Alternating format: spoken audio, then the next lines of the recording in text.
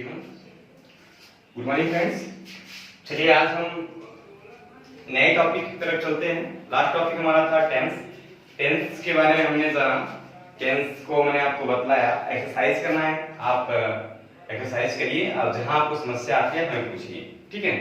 आइए आज हम लोग देखते हैं, हमारा टॉपिक वाला है प्रीपोजिशन। प्रीपोजिशन के बाद कंजंक्शन, उसके बाद ये ग्रामर सेक्शन हमारा समाप्त हो जाएगा। फिर हमारे पास थ्योरेटिकल पॉइंट्स आ जाएंगे, थ्योरेटिकल को अध्ययन करेंगे। लेकिन आज हमारा टॉपिक क्या है?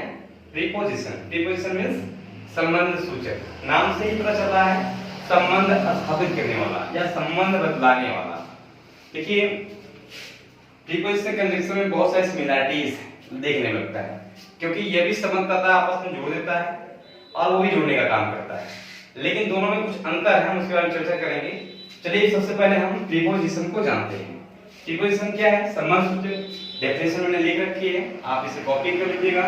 Preposition is a word which comes before a noun और pronoun and show its relation with another noun और प्रोनाउन।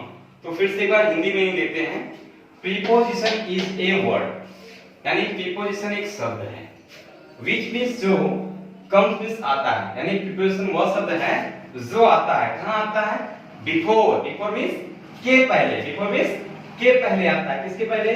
ए नाउन और प्रोनाउन, जो किसी संज्ञा और सर्वनाम से पहले आता है। और क्या करता है फिर?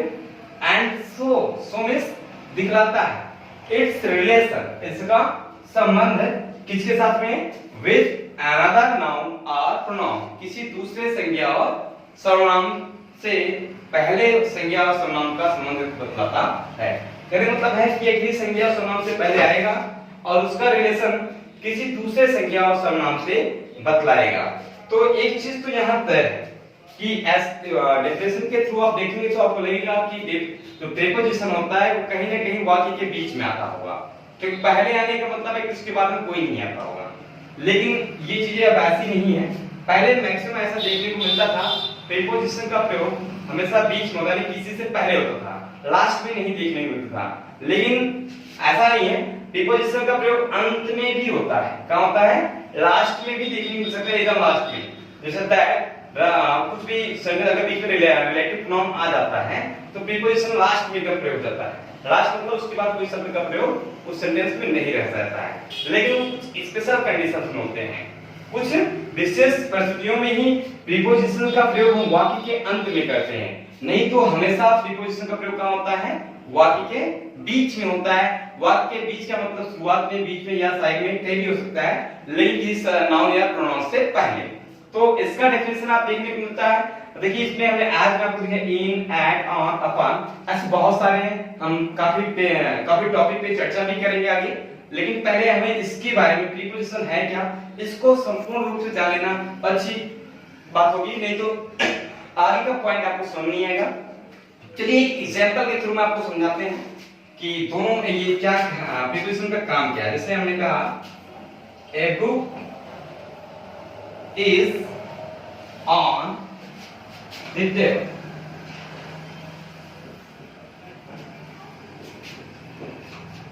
सेंटेंस को देखिएगा, एग्जांपल मैं आपको दे रहा हूं।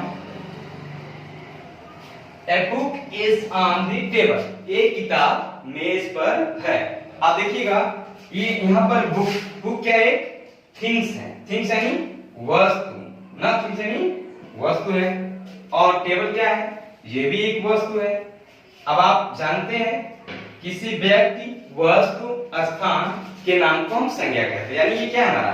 ये संज्ञा है और ये भी संज्ञा। संज्ञा यानी नाउन, संज्ञा यानी नाउन। अब देखिए क्या बताया जा रहा था कि प्रीपोजिशन वह शब्द है जो कि संज्ञा और सर्वनाम से पहले आता है। चलिए देखते हैं, इससे पहले क्या आया? ए आया। ए हमारा नाम है, कोई ए हमारा कोई रिलेशन बताने का काम नहीं कर रहा है, किसी से संबंध नहीं कर रहा है। ये हमारा आर्टिकल है, यानी ये हमारा प्रीपोजिशन नहीं हो सकता। आइए देखते हैं टेबल। टेबल से पहले क्या है? ऑन। अब आप कहें द भी है। द देखिए आर्टिकल की कैटेगरी में आता है, इसलिए द को हम प्रीपोजिशन नहीं कहेंगे। हाँ, द से पूर्व क्या है हमारा? ऑन। ऑन आया है। ऑन एक प्रीपोजिशन है। प्रीपोजिशन है तो प्रीपोजिशन का कार्य की करेगा। प्रीपोजिशन का कार्य क्या होता है? प्रीपोजिशन का कार्य होता है कि जिससे पहले वो आएगा उसका संबंध उसी वाक्य के किसी दूसरे व्यक्ति स्थान से जोड़ देगा। तो क्या ऐसा इस वाक्य में हो रहा है या नहीं, इसका परिचय यहाँ से करते हैं। सेंटेंस की हिंदी निकालते हैं हम लोग। एक किताब मेज पर है। चलिए एक बार क्या करते हैं, हम बीच से ऑन को हटा देते हैं। ऑन को हटा दीजिए तो मीन्स क्या हो जाएगा, a book is the table. A book is the table. अब अर्थ को आप समझिएगा। A book is the table मतलब एक किताब मेज है। अब जहां ये पहले दो अलग अलग वस्तुएं थी, बुक और टेबल, दो अलग अलग वस्तुएं हुआ करती थी, एक के ऊपर एक था। लेकिन अगर हम ऑन को हटाते हैं तो दोनों एक वस्तु जाती है। कहा जा रहा है a book is the table, इसका मतलब एक बुक ऐसी है जो टेबल जैसी है। समझ रहे हैं?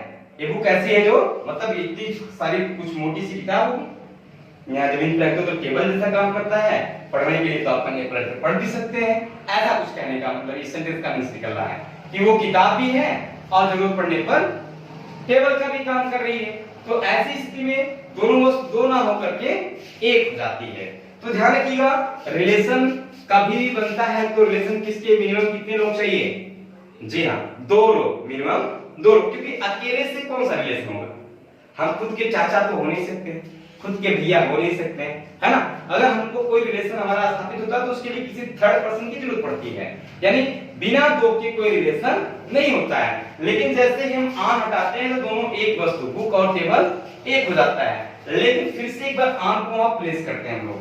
अब अर्थ देखिएगा क्या निकल के आता है, एक किताब मेज पर है। अब पता चलता है दोनों वस्तु अलग अलग है। हाँ, किताब जो है वो मेज के ऊपर रखी हुई है, इससे पता चलता है दोनों वस्तुएं एक दूसरे से अलग है। और इस आर ने इस बुक का रिलेशन किससे बताया, सॉरी टेबल का रिलेशन किससे बताया, बुक से बताया। बुक यानी मतलब किताब, किताब में बताया कि आखिर वो किताब जो है टेबल पर रखा हुआ है, एक दूसरे के ऊपर रखे हुए हैं, तो यही उसका संबंध है। तो यही प्रीपोजिशन है। प्रीपोजिशन का काम ही ये है कि वह एक रिलेशन स्थापित करता है किसके बीच में, किसी दो संज्ञाओं के बीच में या दो सर्वनाम के बीच में या एक संज्ञा एक सर्वनाम के बीच में। क्या करता है प्रीपोजिशन?